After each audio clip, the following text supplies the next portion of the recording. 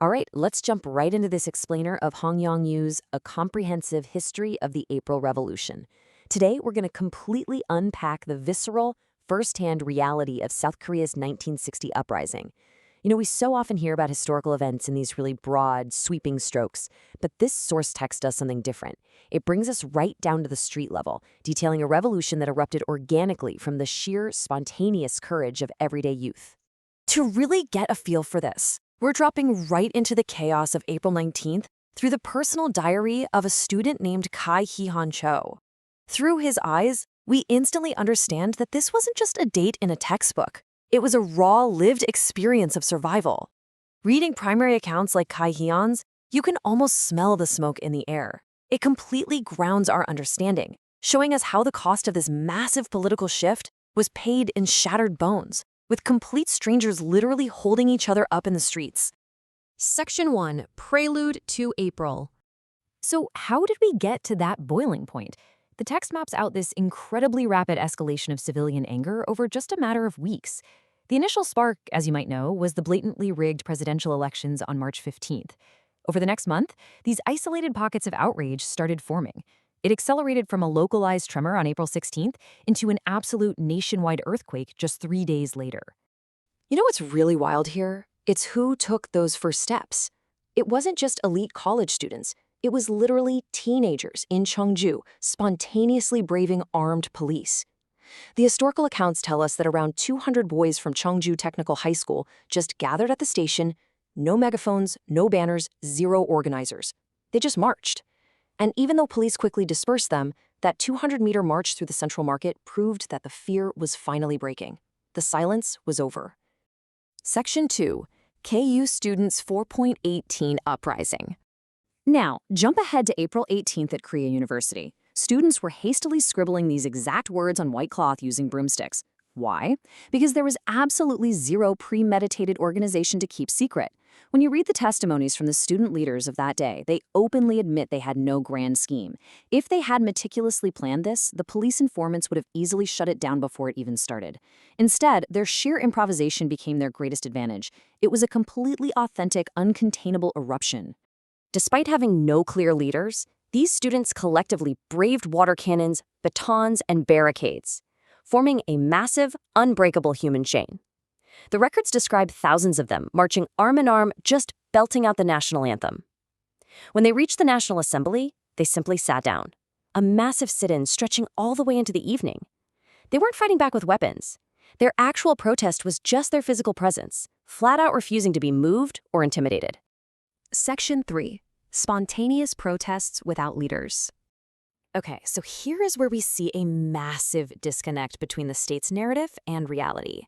The Rhee regime broadcasted to the public that this whole thing was a communist-backed conspiracy organized by hidden agitators.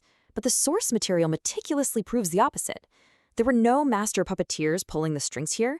It was just a collective boiling point reached simultaneously across the entire nation. Section 4. Bloodstained, April 19th. Take a moment to let this visual sink in.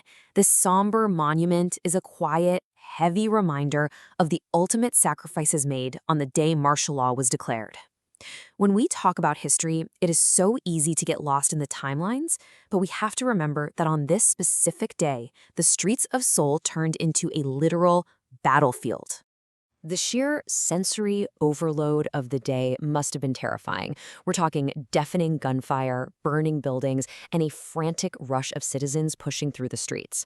The source text vividly describes younger students literally breaking down their locked high school gates just to run out and join the university kids. And as this massive crowd pushed toward Gyeongmu-dae, the presidential residence, the police opened fire with live ammunition. The chaos was absolute. Protesters commandeered fire engines to push through police lines until ultimately the government clamped down by declaring martial law. Section 5. That day left in diaries. To truly grasp the magnitude of this, we have to zoom in on the micro-narratives. Take this young soldier on leave, Nam Chon-woo. He risked torture and a literal firing squad to stand shoulder to shoulder with his peers. According to the testimonies, his friends frantically tried to push him out of the crowd because being caught rioting in a military uniform under martial law was a death sentence, but he refused to leave. He was eventually dragged away into a white jeep by military police. It's individual, fiercely uncompromising stories like this that really define the solidarity of that day. And it wasn't just the students. Everyday citizens stepped up in extraordinary ways. In the midst of brutal police crackdowns, nuns at a Myeongdong convent provided emergency sanctuary for fleeing, terrified students. The text shares this striking anecdote where students, desperately hiding their university badges so they wouldn't be beaten, were quietly ushered to safety by these nuns. Ordinary citizens, nurses, merchants, they instantly became this critical, spontaneous support network. But then the adrenaline wears off.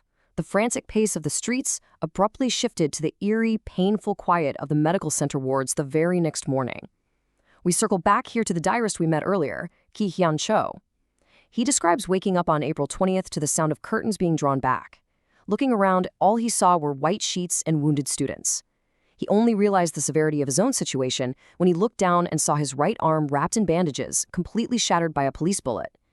Through Ki-hyun's incredibly sobering experience, we are reminded that while the revolution was a triumph of the human spirit, the physical toll was deeply profound.